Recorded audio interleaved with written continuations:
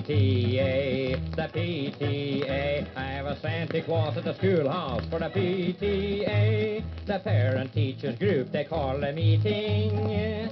My wife, she says, you have to go, my dear. It's the big, important Christmas party meeting.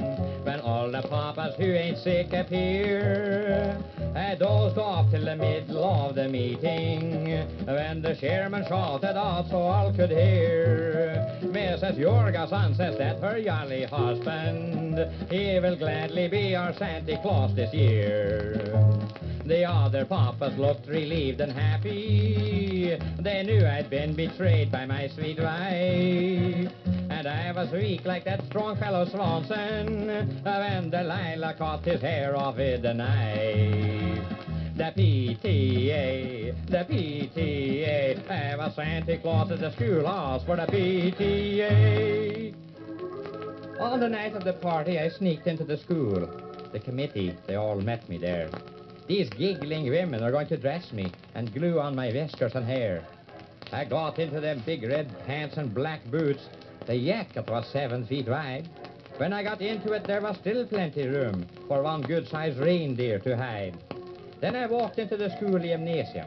The plan was that each little tyke would walk up and shake hands with old Santy and tell me what presents they'd like. The first kid was little Dagmar Larson, who wanted a new kiddie car. She patted my face with her wet little hand, which was half full of warm chocolate bar. The next kid in line was the young Scarborough boy. I think that his first name is Milo. He's the orneriest brat in the whole darn school, and he's built just like a brick silo. Last year, he says, you promised to bring me a real sharp sword and a gun. And all that you brought was new shoes and a coat, you dirty old son of a gun. Then he yapped his finger right in my eye, and I let out a heck of a groan. And when he kicked my shin with his brass-toed shoe, I was sure that he'd broken the bone.